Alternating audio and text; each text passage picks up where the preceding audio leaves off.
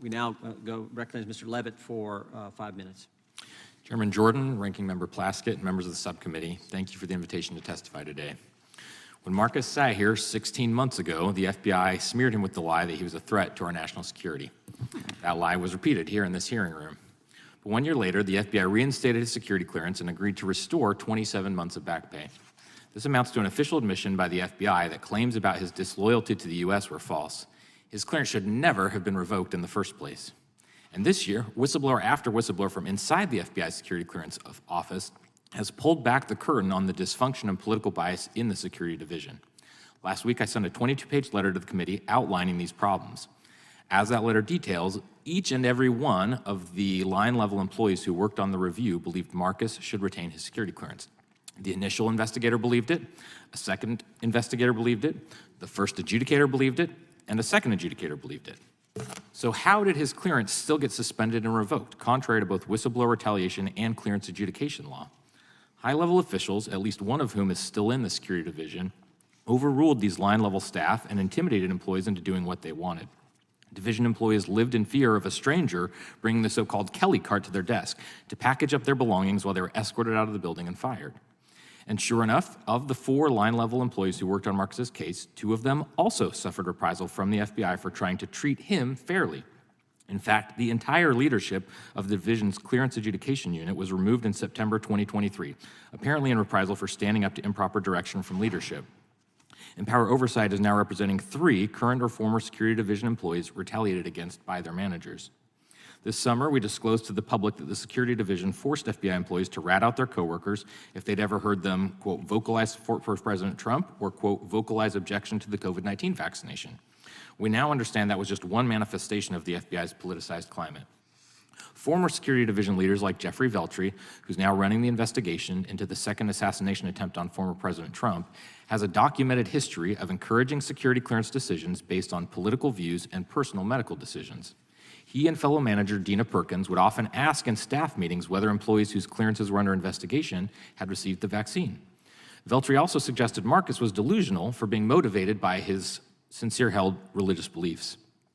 The tone for this intolerance seems to have been set at the top. In a February 2021 call with FBI managers, Deputy Director Paula Bate made what one observer called a chilling and personal direct threat that there would be consequences for anyone who questioned his direction. Given these statements, how is the American public supposed to have any confidence that decisions are being made at the FBI without personal bias or politicization? Over the past 2 months, since a former president was nearly assassinated and 1 man was killed, the entire country has seen how critical Secret Service whistleblowers have been to providing even the smallest measure of transparency. Yet those whistleblowers, like all other federal law enforcement whistleblowers, have stronger protections than the whistleblowers at the FBI. As some of you know, fixing this was one of my top goals as a congressional staffer a decade ago. But the House Intelligence Committee has repeatedly blocked reforms in this area. Incredibly, the other prohibited personnel practice laws that apply to the rest of DOJ don't apply to the FBI either. The FBI's internal handbook is the only prohibition on political coercion, nepotism, rigged hiring, and various other merit-based policies. How can you not end up with poor management and managers at an agency like that? OSC, my former agency, investigates the practices in these other agencies with recourse to the MSPB, another former agency of mine. For the FBI, Mr. Horowitz's office is tasked with these investigations. But his office doesn't have the legal authorities OSC does to seek a stay of a personnel action from the MSPB while it investigates. And unlike MSPB, Mr. Horowitz's office can't force the FBI to take any particular corrective or disciplinary action, even if it finds wrongdoing.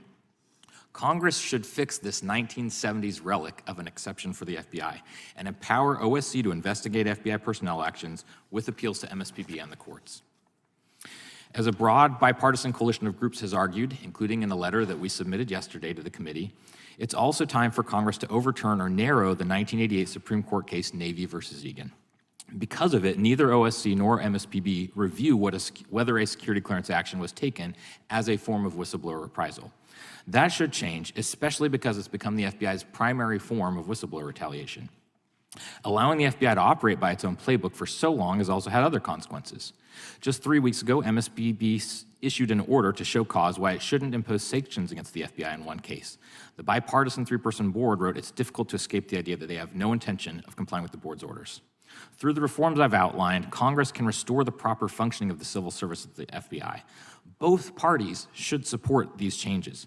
They would strengthen good government in the FBI no matter who sits in the White House or director's office. And while there's no way to erase the suffering endured by Marcus and his family or Garret O'Boyle and his family and others, the FBI can hold accountable those who perpetrated it, and Congress can turn it into something meaningful by using it as the impetus to finally change these laws. Thank you.